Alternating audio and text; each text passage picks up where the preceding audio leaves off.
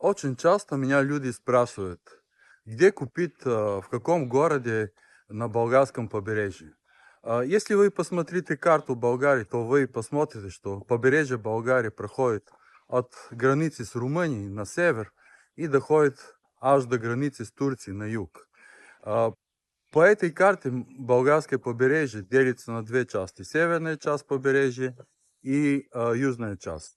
Самый большой город в северной части — это город Варна, так называемая морская столица Болгарии. Очень красивый город, интересный город, город в наших понятиях город. Есть все, больницы, есть школы, есть детские садики, практически все, большие магазины.